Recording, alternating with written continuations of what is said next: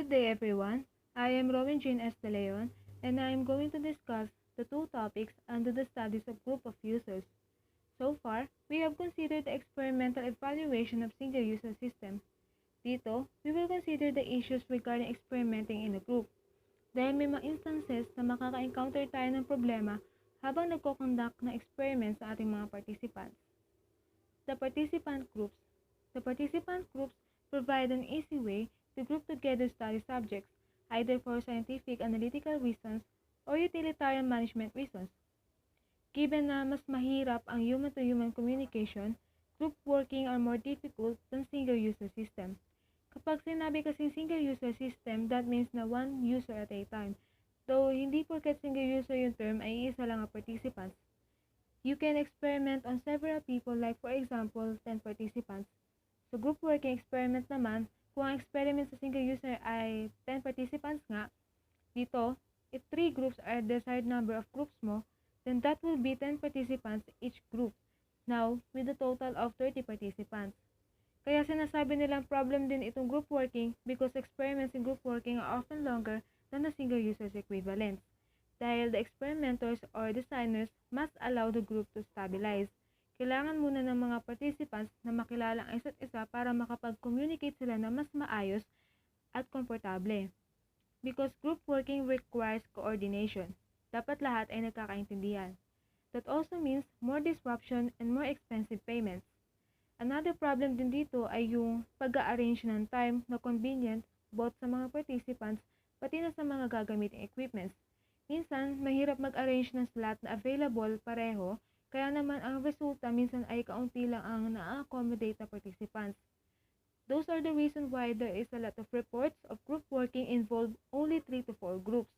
The more people in groups, the more schedules to accommodate, more opinions to consider, and they need more coordination. Is experimental task, a task that participants will do in a study under different conditions. It is an activity that should be performed in order to reach a goal. A task encourage an active cooperation. In this, kailangan ng pangkalahatang agreement sa mga bagay na nagustuhan o hindi sa system. Dahil ang mga information at control ay distributed among the participants, kaya naman cooperation are important to conclude the final outcome of the system. Here, I listed some of the task types, which is the creative task, design task, and control task. So, yung creative task ay isang type na kung saan ang mga participants ay kailangan gumawa ng report o research proposal.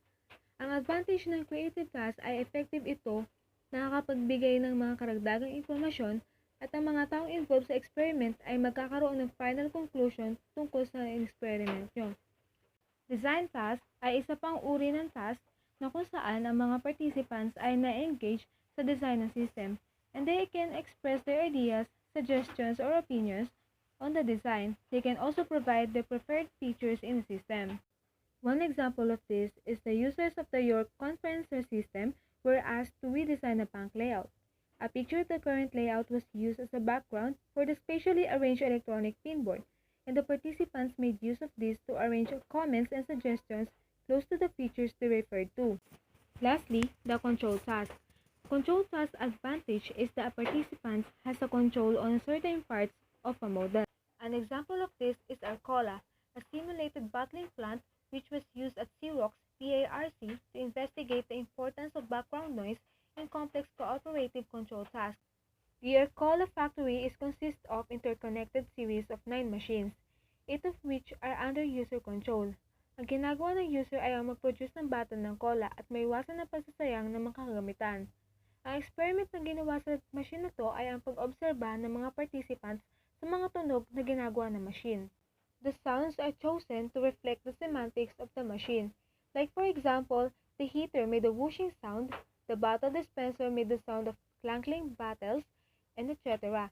The rhythm of the sounds reflected the rate at which the machine was running. In addition, there's a sound indicated if the materials were being wasted. Splashing sound symbolized the spilling of liquid. Sound of crashing glass indicate that the bottles were being lost. The auditory cues help participants to monitor the status of ongoing processes. So the background noise, indeed, was very important to know the status of the machine. Additionally, decision games are also designed to test and train team cooperative activity. Example of that is the dessert survival task. Participants are told that they have crushed in a dessert. The participants must produce one list between them. A single knowledgeable participant cannot go it alone. Chosen tasks will require extra implementation effort